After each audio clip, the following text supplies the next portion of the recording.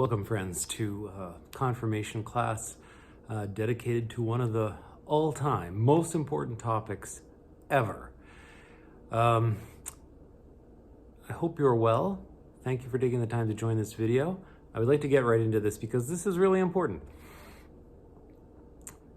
Contrary to popular opinion, the Christian religion is not really about ideas or beliefs, we might say. In fact, religion itself is not really about belief or beliefs primarily. It might involve some beliefs.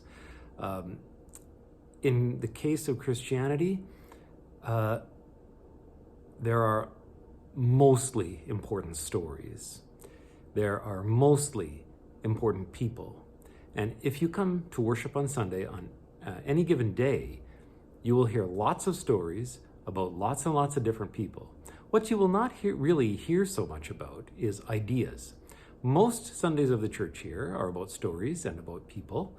Almost all of our festivals are either about a particular story, like the story of Christmas or the story of Easter or the story of Pentecost, or they celebrate a particular person, such as Jesus. On certain festivals, maybe some of the saints, Martin Luther, or St. Francis of Assisi, or whatever. There is really only one Sunday in the church year that is dedicated to an idea or a belief. So that should tell you something. It should tell you something about the place of belief in Christian religion. It is primarily about stories and about people. But it should also tell you something about the importance of this particular idea. This idea, this belief, happens to be about the idea of God and who God is and who Christians name God to be. This idea of who God is called the Trinity. The Trinity. Yeah, today's class is about the most important idea in Christian religion, the idea of the Trinity. The idea, that is,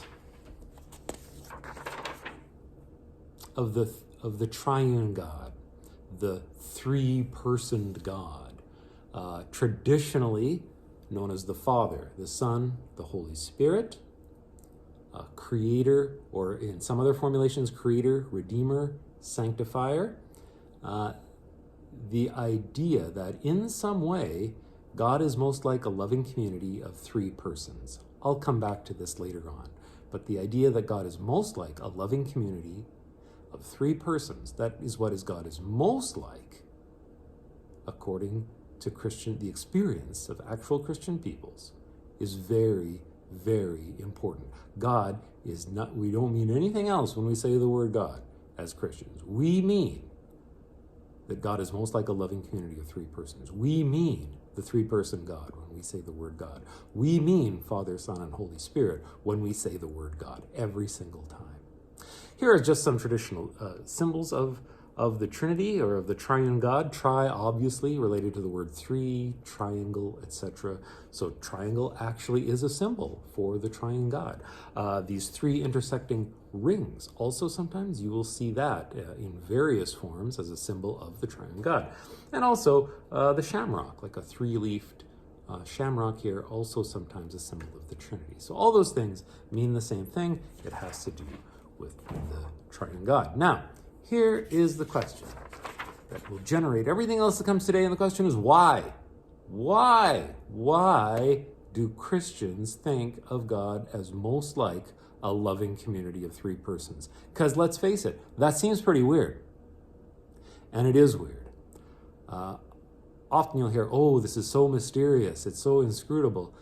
It's not really. I would like to say that actually this makes a lot of sense if you're a Christian, and that this is probably the only way to conceive of God if you are a Christian, or the best way, anyway. We can say that. So how did this come to be? Why? Why is this such an important idea? Where did it come from? It's kind of kooky. God is most like a loving community of three persons. Where did that come from? Well, here it is. It's not because this was revealed out of the sky. It's not because was written down somewhere and people just thought, oh, that's a good idea. Not at all. It has to do with how Christians over the years have experienced God. Christians have experienced God in three ways. Here's the beginning of our three-personed God idea. Christians first experienced God as the creator and sort of the caretaker of all that is. The person responsible for creation, for creating safe spaces for all living things. Remember, back in the story of Genesis, this was God's primary work in creating a safe space for all living things. Back in the first creation story, that was God's primary work. God continued, didn't just start things off and then abandon everything. God continued to help create safe spaces by all living things by, for instance, calling Abraham, Sarah, and Isaac to be the people through whom blessing would come to the world. This creator God continued to create safe spaces for all living things by calling the prophets and giving them words to relate to the people, having to do with justice and fairness and manna sharing. The same God who instructed the Israelites in the wilderness to be people of manna sharing and mercy giving. This was the work of the Creator. But Christians, the early Christians, remember, were Jews, so they had this experience of God. But Christians also experienced Jesus, the person of Jesus, right? They experienced God in the flesh, in the person of Jesus. In Jesus, they experienced this God that they knew from the Old Testament to be with them in person, continuing to create safe spaces by all living things, by feeding people, manna sharing, forgiving people, mercy giving, healing people, also instructing people and being like a prophet to them and calling people to account. All these things they experienced Jesus doing. And so they experienced God not only in the Creator, but also in the person of Jesus.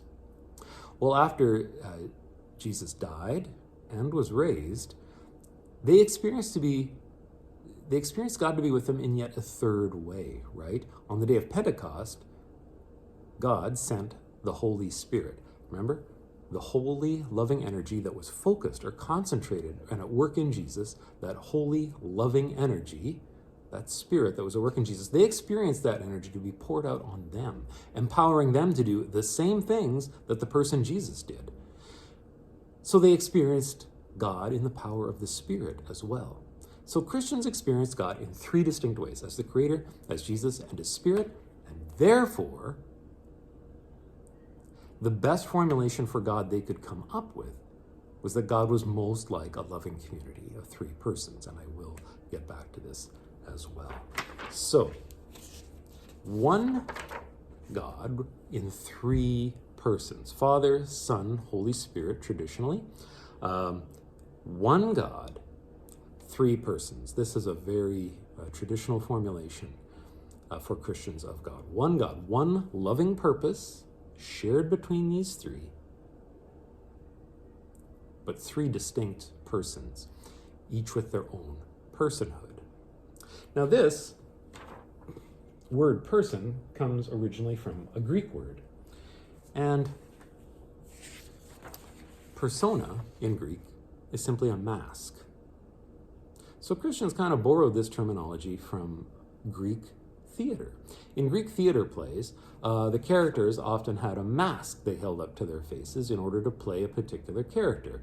So, for instance, one God, three masks, or three persons. And you've seen me do this before at children's time. Sometimes I still have my ancient masks that I made 20 years ago.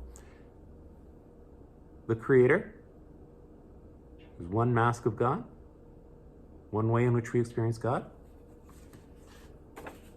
The Son, another way in which we experience God in person, in the person of Jesus, in the flesh, God in the flesh. And God, the Holy Spirit, as loving energy poured out now on the people of the church so that they can continue to do the things that God in the flesh, Jesus, did and create safe spaces for all living things. 3 persons, 1 God. So this kind of begs the question, which has been around since the earliest times of Christianity. Is the Christian God 1 God or 3 gods? Why don't we just say we worship 3 gods? Is the Christian God 1 God or 3 gods? And the answer, drum roll please, is yes. Is God 1 God or 3 gods? Yes. It's kind of like my mug set here, right? This was a mistake made by a local potter in her kiln. She put these mugs in to fire them, and they came out like this. This was a mistake. Our former music director, Crystal, gave this to me as a gift. My question to you is it 1 mug? Or is it 3 mugs? The answer is yes.